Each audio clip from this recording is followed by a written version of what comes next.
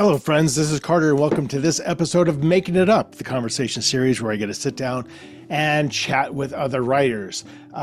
Before we begin, just a quick shout out to my new book, Tell Me What You Did. It's getting a lot of traction. It's pretty exciting. This is my 10th book, and as I'm sitting here talking on January 8th, it's obviously going to be about probably 5 to 6 weeks before this particular episode comes out.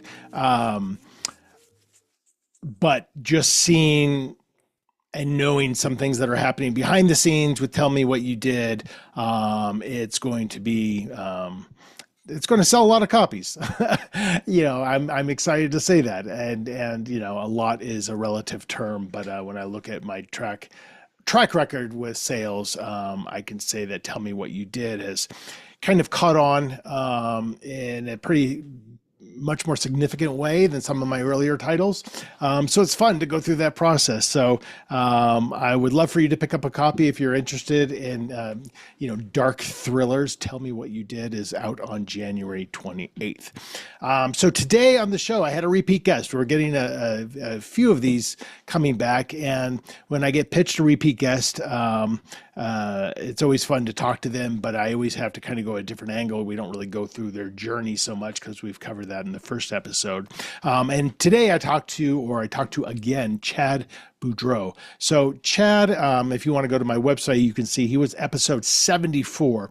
So almost 2 years ago, February 2023. So Chad served as the Deputy Chief of Staff for the U.S. Department of Homeland Security, and he was also bounced around several high-ranking positions in the Justice Department. He's currently general counsel in a large Fortune 500 company. So he's busy. He's a busy man. But he not so busy that he didn't have time to write his debut novel, Scavenger Hunt, which was released a couple years ago. And that's what we discussed in our previous conversation. He has followed that up with, and I'm going to hold it up so you can see it on the camera, Homecoming Queen. This is his second published book, small town political thriller, a departure from his first book, Scavenger Hunt. Scavenger Hunt, as you'll hear in the episode, is kind of set up to be a series. But this was, Homecoming Queen was a book, in his words, that, he had to be written. It was just an idea that he had that he wanted to get out. It's personal to him in the sense that it takes place in a fictitious town in Texas, but that fictitious town is largely based on where he grew up. So he's it was a homecoming for him as well. So we talked at length about the book and just kind of what that felt like going through the debut launch. How did it compare to going through a second launch? He talked a lot about kind of building a team around him to help him succeed, which is something that I preach about a lot. If you have the available funds, hire that third-party PR firm if you can. Make sure you have those beta readers. Make sure you're leaning on your editor and your agent if you have those. But writing takes a village. And when I do my first draft, I am completely insulated and nobody knows what I'm writing except for me. And that is where the joy comes from, is that discovery process and that just intense creative freedom. But then when it gets time to start thinking about the commercial aspects of selling your book, that's when you need feedback. That's when you need help. That's when you need input from people smarter than you or have specialized positions that are different than yours.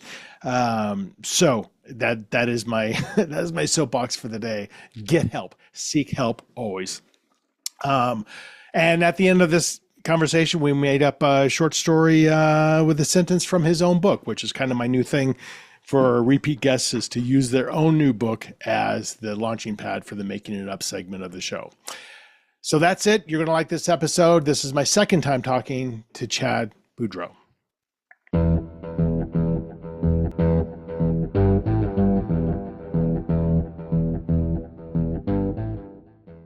Thanks for having me back. Yeah, of course, man. And you had just released Scavenger Hunt back then. And that was your debut, right? That's right. What was what was that whole process like? Did it meet your expectations? Did you have expectations? The main things that I was worried about were making sure that I overcame the hurdles of getting respect in the legal, intelligence, Homeland Security, justice community. Right. Because if they don't respect your book, you're done. Right. And so And just check on quickly for that. the readers who haven't or listeners who haven't listened to the last episode, that's your Yeah, background, right? yeah, right. You worked at the Justice Department. Right. And so that was hurdle number one. And then, getting into the marketplace, the literary experts and marketing experts, all of those different groups that you've never dealt with before you've published.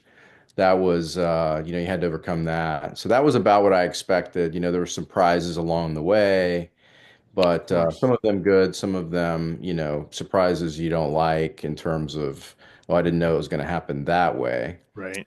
But I think everybody goes through those growing pains, and so that's good. And then you kind of figure out after that, when you get to the other side, what is it you want to do moving forward if you're going to continue to write books and get them published, and what is it that you're not going to do anymore. And so Right. I went through all of that. Right.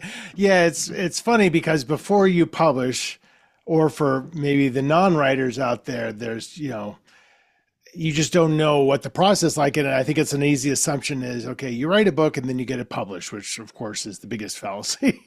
Most people who write books don't get published, and Right, that's a right, shame. And that's just the reality of how much supply there is out there. But even so, then you get published, and then you get people coming up to you. Oh, so you just do this full time now? You're like, no, motherfucker. Like, do you know how little this pays?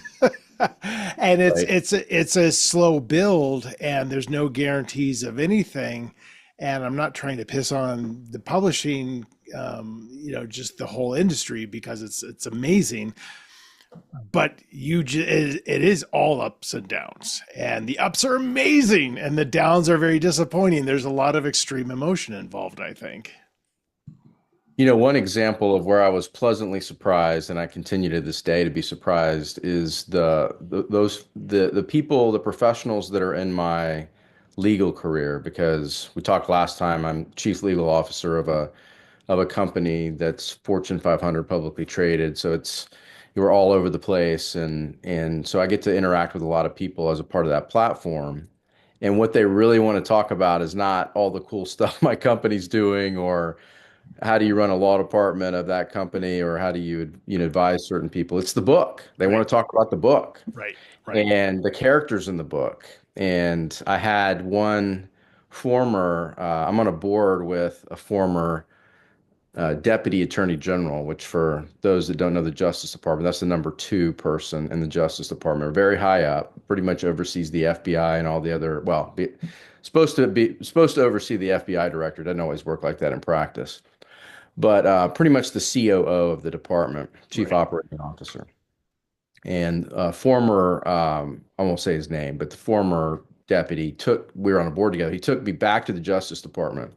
He had read my book, and he was so enamored with it that he knew all the different places in the building where I had book scenes. Right. And part of that book on Scavenger Hunt is there's a hidden eighth floor at the Department of Justice, and he wanted to break into that eighth floor, and he couldn't get in. So the former number two guy couldn't even get in. It was even funnier than that. So we drive. He wasn't even used to going in the front So gate. he wasn't even aware of the room. Well, not until he read my book. Right, And right, right. so he was enamored by it, and he was trying to figure out how do we get up there. So he actually found there's a hidden staircase. He found that, which I was surprised he found that. But then we walked up and it was locked. And when I had gone up there, I'd gotten a custodian to unlock it for me. So we weren't prepared for any of that. But it was great because we shared a mentor together, he and I did, named David Margolis. David Margolis was the dean of the Justice Department. He was the cleaner. If you got out of line politically or otherwise, like if you brought your politics to work in David's world, you got fired. Hmm. And he's the guy that interviews all the U.S. attorney. He was the man. And we both had the opportunity to mentor with David. And David died a few years ago, and they dedicated a conference room to him, and I had not been there. So we went to really see that. But as a part of that journey to get to that conference room, which is great, and which is now going to be in my third book, We just we very, like misbehaving children. We kind of left our escort and went all over the place and found our way through the building, which was That's fun. And that's that's the amazing. part you never think of when you're writing the book. Like Right, that's never going to happen. right, And right. that'll be one of my biggest memories of writing is that day that we had just kind of exploring the DOJ together. That's great. Yeah, and it's funny because us writers go through so many years, sometimes forever, with such little self-confidence and a profound inability to even like call ourselves writers. And but on the other side of the equation is once you do start writing and once you do start publishing, and people find out you're a writer, it's exciting. Like people, that's what people want to talk about. If I told somebody I worked in IT, that's not as interesting as telling them I write thriller novels. And it's a great feeling. I mean, it's one of the few like feelings that you get as a writer, feeling like, oh, okay, maybe I'm a little cool after all. But that quickly gets replaced by like, a shitty review or somebody doesn't buy your book or something. But for the moment, it's kind of a good feeling. So I try to like latch onto those when I can. Yeah, I can have 25-star reviews and that one putz that gives me the one, boy, this is unsophisticated. I'll just dwell on that for about 2 weeks. I know. And reviews are funny. I feel like I've gone through a journey over time with reviews and my 10th is coming up in a few weeks. And so I'm just at the point where like of course you want to see what the trade reviews say, and Yeah. good or bad, they make you happy or sting less than they used to. And I always want to see like some of the early Goodreads reviews, like 3, 4, 5 months before the book's out, just because these are the people who are really hardcore readers, Right. and just to get a little bit of that pulse. But then after that, it's just like I'll check like the number of reviews on Goodreads just to get a sense of how well is this thing, spreading throughout the community, and then the overall rating, of course. But I stopped digging into the individual ones because you can like exactly what you said, man. That one will just piss you off, especially when it's just like you're like, okay, they just don't get it, and I can't say that. Right. So I just have to just take it, and that can last for a few days sometimes, like you said. So then I'm a little curious. So I have a copy of your latest Homecoming Queen, and I mean it's kind of there's of course there's small town politics. There's a political leaning to it, but it's not like your first book. So when you sat down to write Homecoming Queen, did you like after you finished your first book, Scavenger Hunt? What was your mindset of like, okay, I've got another idea, or wow, I can't believe this sold, so I better write a second book? Did you have an idea in mind at the time? Once Scavenger Hunt was published, I had five other stories in my head, and the second one was Homecoming Queen. And Homecoming Queen is, like you would say, if thinking about Scavenger Hunt off-brand, it's not a Scavenger Hunt series novel. It is kind of a standalone, and certainly a standalone. And I had to write that book. It was that story was haunting me a little bit that it wasn't getting on paper, and so that was always in the mix. And it wasn't until I was almost finished with Homecoming Queen when the reviews really started coming in on Scavenger Hunt. Mhm. A lot of people were calling, or even the publisher, hey, we would love to have another Scavenger Hunt, and so we love the characters that survived the story people still want to talk about. And so Homecoming Queen was, again, it would have never been a Scavenger Hunt. But then I started thinking about my other stories, and they very much lend themselves to a series. So this Homecoming Queen may become my best book that I ever write, but it had to be written. There was some reluctance of not, going right back into the Scavenger Hunt Sure. series and just leveraging that. But I don't think I would have been able to continue that series until I got this one written. So So when you wrote Scavenger Hunt, you for sure in your mind, you're like, this is going to be a series. when I published it, Yeah. I figured that I would may be able to bring back some of the characters and then speaking to publish to the publisher, speaking to my editor, speaking to some of my publicists, the people that I have on my team, uh, film producers. They're very interested in the scavenger hunt story continuing in some form or fashion. And then that's when I said, okay, I could actually make this into a series. Series obviously do well if you do them well. And so it evolved over time after Scavenger Hunt was published, but that's about as far as I went in my thinking. And so your third book then is a continuation of Scavenger Hunt? Yeah, the tentative title of the Scavenger Hunt third book is Mob Justice, and some of the characters will be coming back in Chicago, and it'll be somewhat mafia related and Justice Department related, and really excited about that one. It's about ready. It's almost done, so it's That's through the great. editing process, and I'm trying to polish it up, and we'll see what happens. I mean, those two books, the Scavenger Hunt books, feel to me that they require obviously your background, but in addition to that, a lot of research, perhaps opposed to Homecoming Queen, where you can kind of be a little bit more free to just, I don't know, take liberty, just explore character. Is that true or no? Yeah, so you have to again if I was going to try to tie Nexus to Homecoming Queen to anything I've done in my past, it's I grew up in that town where Queen is written, and then I worked for the Department of Homeland Security where we deal with hurricanes, So this is and Miranda, Texas, we're talking about. Miranda, Texas is a fictional town that basically encompasses the 361 zip code, Corpus Christi and Got it. Matagorda Bay area. So so with that as the backdrop, you have a story like you've hinted to, where you have a protagonist who is going home to save her sister from a dangerous situation inside her home, and then also a natural disaster, a Category 5 hurricane barreling down on the town, and then all sorts of things happen to prevent them from doing what they need to do to get out. Yeah. But yeah, I mean, I did actually spend a lot of time, researching the history of that area, the hurricanes. But other than that, I mean, I kind of knew what I was talking about because Right. that's the love song to my hometown.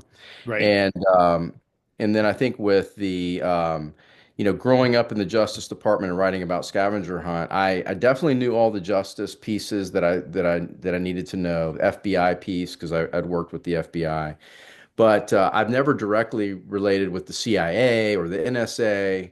They've been clients, but I've never been in an operational sense like they are in the book, or Delta Force, and that was the other character. I did a lot of research for those characters and their operations. And then I also solicited the help from people who were part of those organizations that were very kind to spend a lot of time with me and read the portions of the book, maybe the entire book, where those operations and characters presented. And they were very blunt and honest where they needed to be. And so I was Yeah. able to get that right. Same thing with mob justice.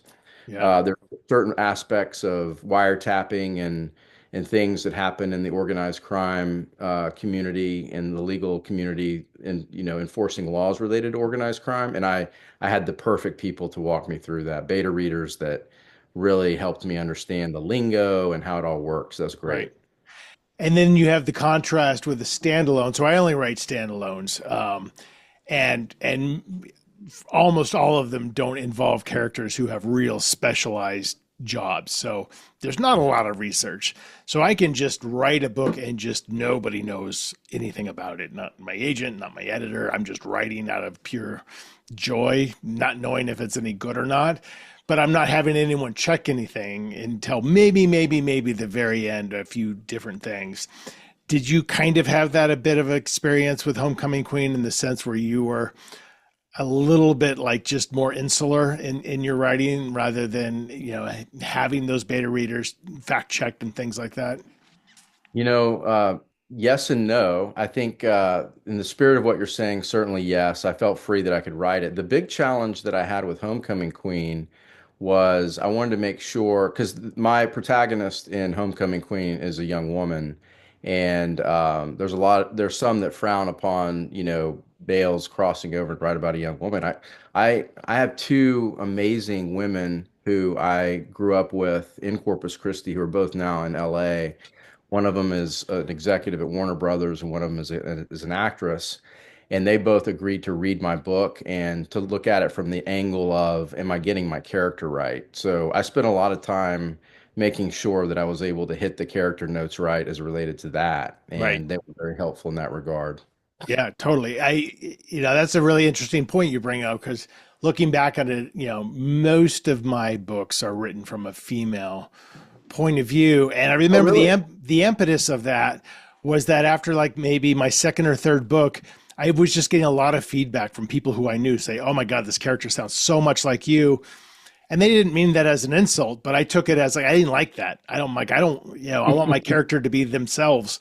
So I just shifted and I had those same concerns. I'm like, can I pull this off? Especially when you're talking about, I've written books from, a 21-year-old female point of view, 28, 30.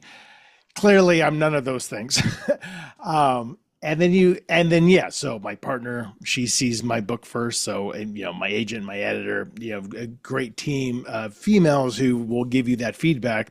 And I realized over time that I think the key to it, regardless of what you're writing, if you're, writing from a different gender than your own, is to just not overthink it, not to sit there and be like, okay, what would a woman do in this situation? As opposed to like, this is a fraught situation. What would a human being do? What is their emotional response to this? And the differences in it is going to be more character driven rather than gender driven. And so I tend to minimize any writing about something that's clearly like, oh, a female or a man would do this. I don't know what your experience with that was like.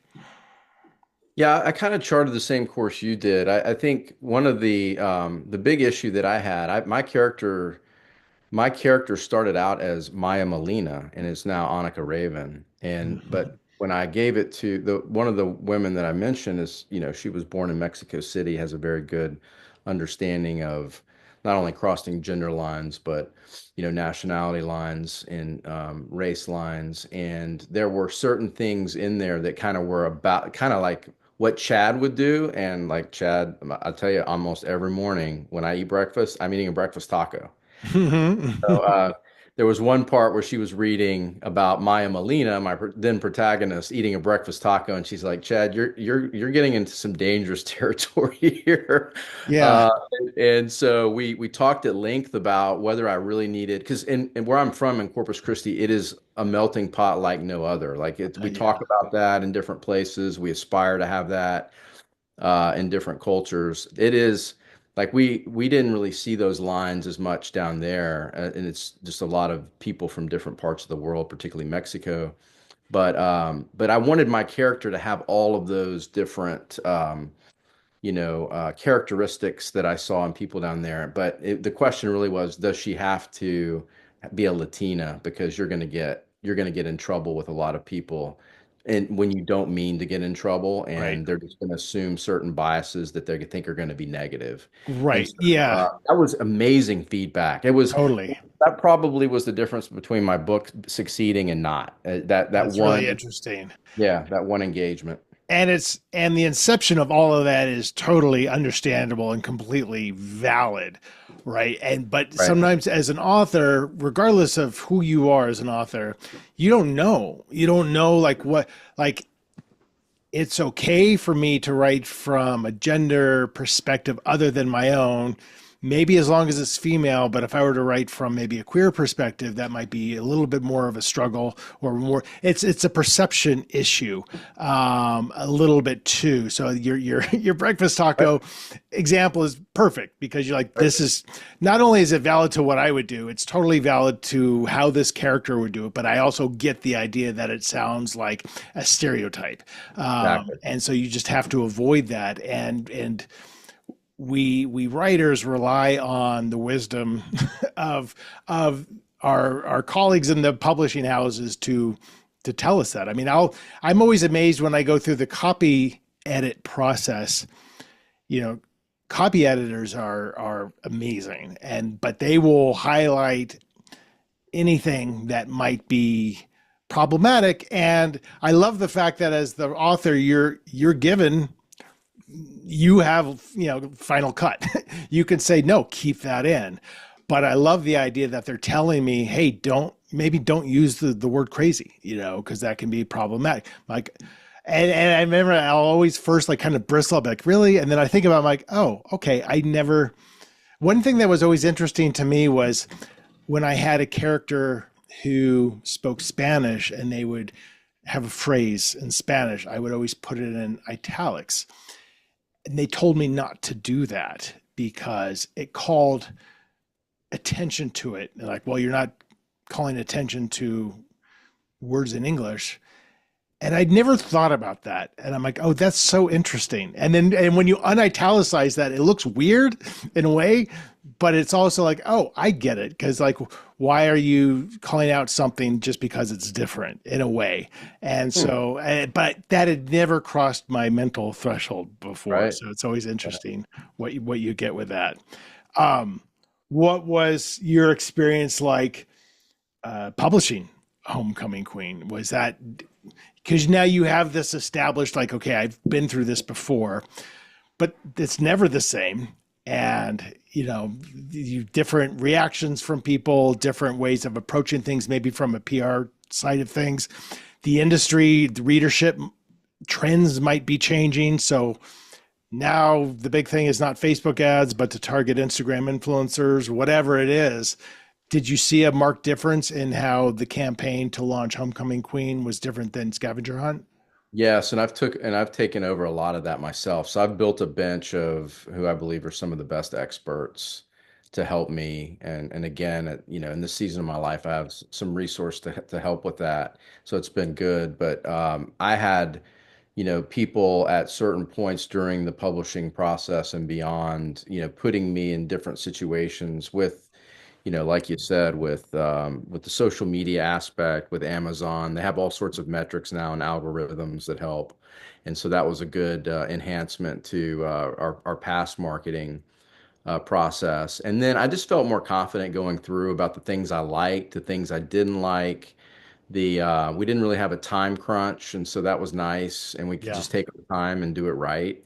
And so there were some things I did in this book that I didn't do in others. I put a QR code in this one somebody That's what I told just did.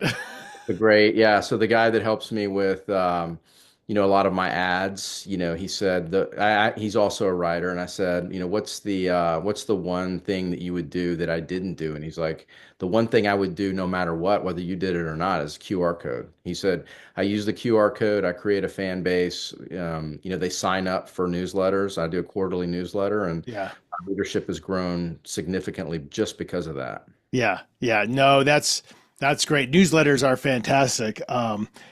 Actually, the book I have coming out is the first time I actually put QR codes in the book. Because Yep. I had I just had images of these different scenes that just feature one woman, and I wanted to see what that looked like. So I hired an actress to do those scenes, just these kind of Oh, wow. these monologues. And so you read the scene, and then there's a little QR code where you can then watch the scene. And I think the scan rate's probably less than 5% of readers. But and so I did my acknowledgments through QR code. I'm like, let me just put videos all throughout this book to see what it's like. And Yeah. it's just to do something different. Just because people are used to that now, I guess. So they now know what QR codes are. Right. Um, Right. how are you continuing to, being somebody who's obviously in a very full-time job in addition to writing, and I think we maybe touched on this a little bit last time. How are you continuing to juggle everything? As best as I can. I mean, I think is the short answer. I think we talked last time. I'm being a general counsel of a company is a demanding job, and it comes first, and so it has to come first. Right. There are seasons throughout the year where it's heavier than others. My normal process, again, getting up at 4:30 in the morning and trying to get something on paper, and sometimes that's 5 words, sometimes it may be 2,000. Just kind of depends Right. where we're headed. But you're establishing the habit. You got to establish the habit. There is a discipline to it, and if I get out of that discipline, then I'm lost, Right. and I'm on a hiatus for a while. That's not very healthy.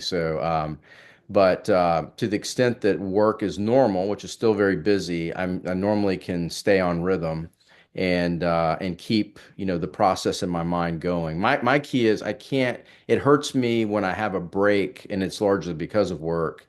Say we're really busy and I can't get back to writing for 2 weeks, 3 weeks, then I've lost the momentum that I have with the Totally. story. Totally. So that's if I can only just get down into my study in the morning and spend 15 to 20 minutes, which is not enough, but if I can only do that, then I have a bridge that gets me to the next day and to the next day. Right, right. 100 words. Like that's it's so funny because like yeah, I preach that all the time because I only write an hour a day, but I do it 7 days a week. And sometimes you get the questions like, "Oh, don't you ever want to take a break?" And I'm like, you don't understand. This isn't. This is. I love this. This isn't a dreary 9 to 5 job that I can't wait for the weekend.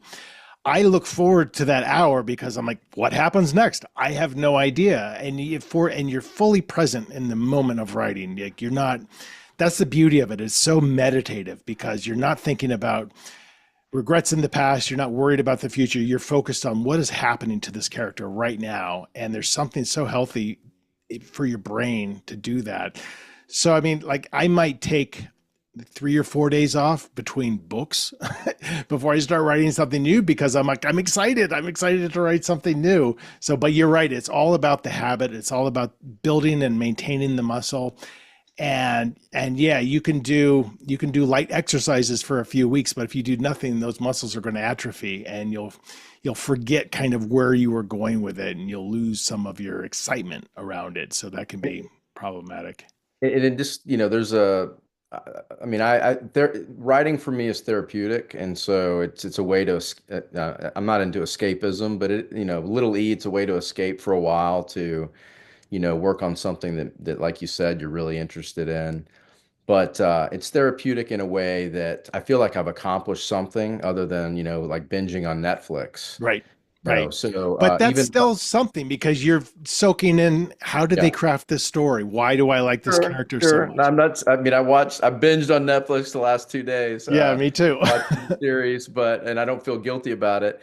But, you're right. You're learning through different crafts and artwork, and if that's the perspective you're taking, then you can leverage that into your books. But if I'm just doing that, or if I'm watching ESPN and watching sports on teams that I don't really care about, then I'm going to be wearing that. You're going to see it on my face. I need to get back into start writing again. Right, right, totally. And I think that's one of the struggles for writers as well, is like they it's such a psychological positioning of oneself because you're doing something you like, even though writing is incredibly difficult, I think. And Yeah. it gets easier, but it never gets easy. But because I love it, it's easy to look at it like, okay, I don't, this isn't a real thing because I love it. Because our perception of work is that you're not supposed to enjoy it. The thing that you make money from is supposed to be a struggle. It's supposed to be you're busting your ass. And that's why I think so many writers like diminish their writing because they'll say, well, that's just a hobby because I'm not really making much money and I love it. So it can't be work. And that I think that's really a poisonous way of looking at it. I think you have to look at writing as a job. And some days totally suck, right? Some days are like you said, I've got 5 words down. You might have a whole hour and you only get 5 words down because it's hard. But if you start treating it as a job, I think it gets the respect of a full-time job, and then you start making progress. Right, right. Well, Oh, certainly if you've got people on your bench that you're supporting and paying, it certainly looks more like a real job. yeah, for sure. And I've gone through phases of that where like I feel like, okay, I've got enough money, I'm going to hire this team, I'm going to hire that team, and then maybe for the next book, I'm not going to do it so much. And but it is great when you do have support because it does make you feel like, all right, I got to get shit done because That's right. I'm I gonna don't let want to pay people people for down. nothing. Right, right. Do you Yeah, and you hire a PR team, right? Because I think Yeah. that's who reached out to me. Yeah, I've Yeah. done that for every book, and you can't measure, you can't really measure the success of it easily, or at Right. least parse it out and say the PR team was responsible for X, Y, and Z in terms of sales. Um, so, what is your, like, having gone through that? What is your kind of take on hiring those third-party PR firms? So I use PR by the book. I'll just, plug them here. I Yeah, have they're great. nothing but good things to say. I have to see value in anything I'm paying for. So if I don't see value, I will get rid of it almost immediately. And that's just my job at work, and that's the way Right, I kind of run things at home. Certainly with my books, but I have found great value with the benefit that they provide, not only with respect to connections, but just getting airtime, getting good social media presence, things that I can't do. So they provide services that I can't do, that a traditional publisher is certainly not going to do for you, at least long term, unless you have a huge advance, like a James Patterson. So there's this constant, really year-round presence that they help me keep throughout that, particularly with a busy job and plenty of stuff to do at home beyond writing books, is necessary for me. And so I find great value there. I also view it as I think I find great value in it because, like you said, you can't. There's not a good metric that you can overlay on top of a publicist, at least for me, and say this is a good return on investment in the here and now. right. So the way I look at it is, if maybe after 3 to 5 books, my audience is going to look something different than what it does now in terms of volume. Maybe Yeah, not, yeah, but maybe there's a pivot point at some time where you have to do this necessary work to get to that inflection point, that pivot point, and then even beyond that, this is what I want to do when I retire. right. And so I'm building a base that I hope has legs into the future. That when I retire, hopefully I'm going to have more than 20 people that want to read my books. And it's going to give me an incentive to actually keep writing, keep my mind fresh, give me something to do, give me purpose, help me travel. A lot of my scenes are in different, countries, and I like to go to different countries and Right. and sit by myself in a park and write. So Right. Yeah, totally. No, it's funny, like you hire a PR team long enough that it's hard to then for the next book to be like, no, I'm going to because you get scared. And but so I use K Publicity maybe for the last 6 books, and they're fantastic. But who also is fantastic is my Source Books in-house PR and marketing. So they work together. You have a big call where they kind of parse up responsibilities and things like that. But you start looking at their reach to, like, not only media outlets but to influencers.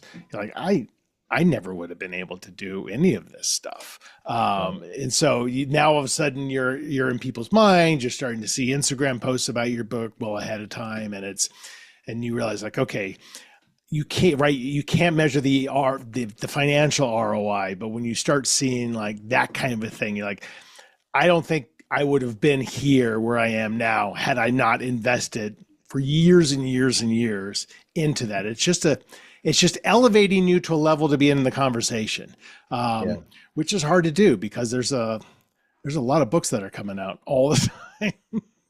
Exactly, and that's great encouragement too for me to hear that. But in my limited experience up to this point, it's certainly been the case. And yeah, I couldn't imagine doing this alone. You have to separate yourself, given the volume of books in all the genres, but especially thrillers. You have to be able to separate yourself from the pack if you're going to have any hope of selling books.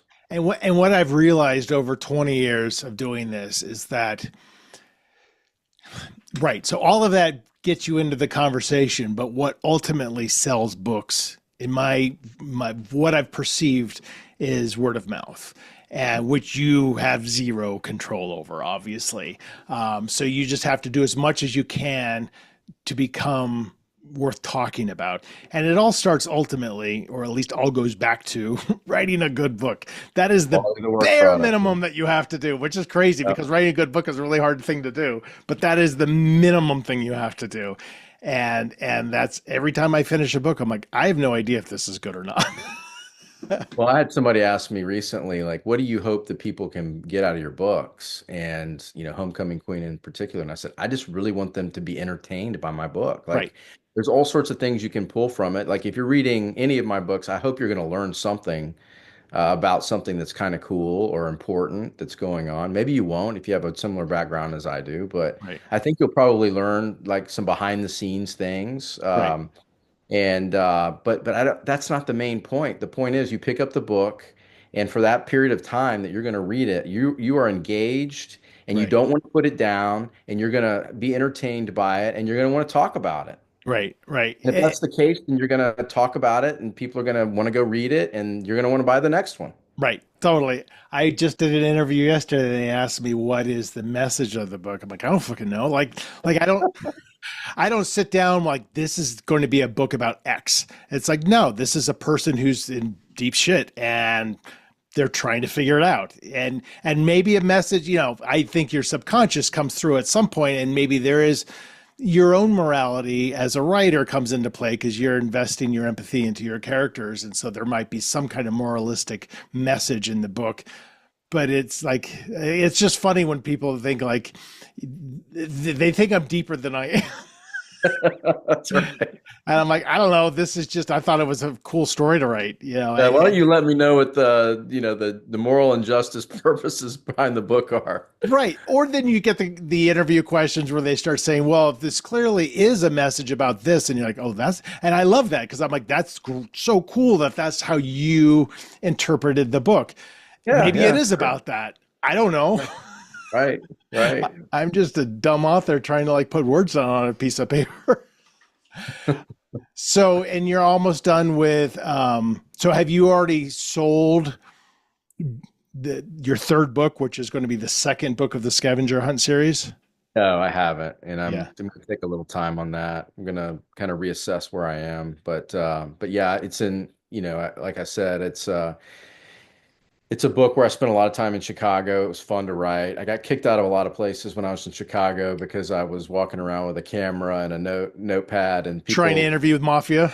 like, yeah, well, definitely not the not mafia hangouts, but hospitals and the city hall when it was closed on a Saturday. I broke into this. I got through like the Justice of the Peace marriage door, Oh, wow.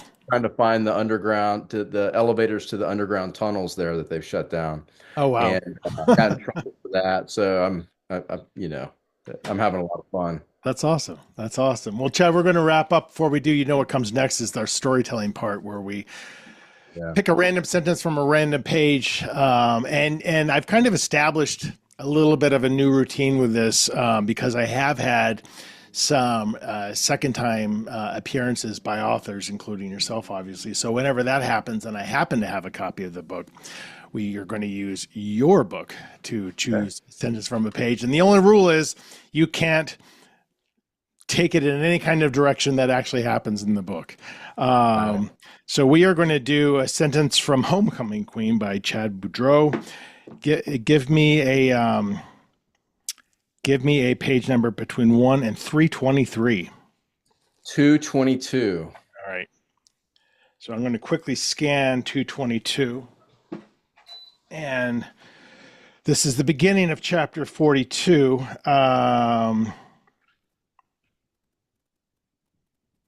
Okay, so we've got two characters in this sentence. We've got Ricky and LaShawn. So here's the sentence, and then you do whatever you want with it.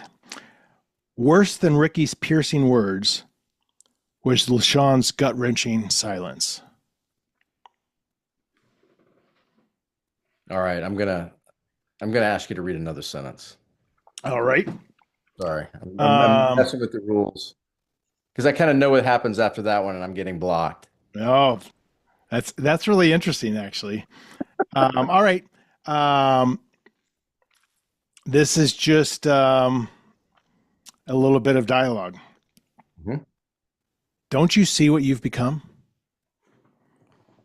What do you think I've become? The easy answer would be evil, but it's a little bit more insidious than that. You become irrelevant. Well, I guess I'm irrelevant to you because you don't understand me in any fashion, form, or other way. This had become our Friday night fight. How many years it had been going on for, I don't know. And it usually took shape after about 4 or 5 beers. The only difference tonight was the one thing I'd been planning for the last 6 months. I was going to end this fight on my terms, and I was going to end this Friday night fight forever. LaShawn, however, was in a bad place, both mentally and uh, physically in terms of his health. And so I had to use caution and wisdom in how I approached this inflection point.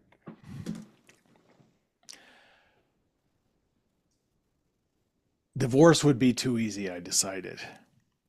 Easy in one way, extremely complicated in many others. A single gunshot wound to the head seems so clean, and it's such a strange way to phrase that.